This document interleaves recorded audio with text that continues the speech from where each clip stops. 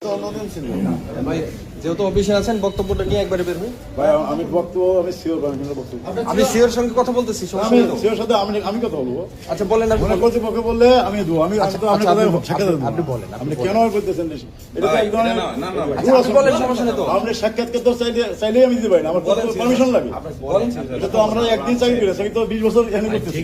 আমি আপনার সাথে কথা বলবো, আপনি বলেন যে সাক্ষাৎকার দেয় না, বলেন না কেউ কথা বলা না, আমরা আসছিলাম অফিসে, আপনি তো ওইখানে সময় সাক্ষাৎকার কে দেয়? আপনি যদি বলে থাকেন আমি তো 21 বছর কাজ করছি।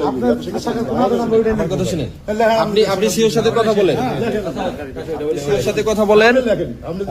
ঠিক আছে, ভাই আপনি সিওর সাথে কথা বলেন, সমস্যা নেই তো? কথা তো আমি আমার মতো আপনার কাছে জিজ্ঞেস করি। আচ্ছা বলেন, আপনি সেটা বলেন যে আমরা এইভাবে কথা বলবো তো আমি আমাকে দেখায় কথা বলতে হবে। এটা কি ধরনের কথা বলেন? ঠিক আছে ভাই, এখন বলবেন না, পরে আমি আমার বলবেন। মতো করে কথা বলি। আপনি চলেন যাই, আমি দেখবেন চলে যাই, আমি দেখাই দিচ্ছি। না ভাই আমাদের দেখতে হবে না, তাও দেখবেন না আবার। আমরা যা যতটুকু দেখা তাহলে আপনি রিপোর্ট করেন, অসুবিধা নেই। হ্যাঁ এটাই।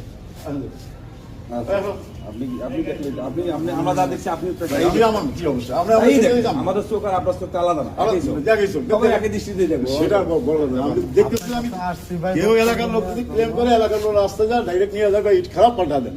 এখন তো সেটা বলতেছেন না, ইট দেখবেন না এখনো। না, আমরা তো দেখে আসছি ভাই, আমরা তো দেখে আসছি।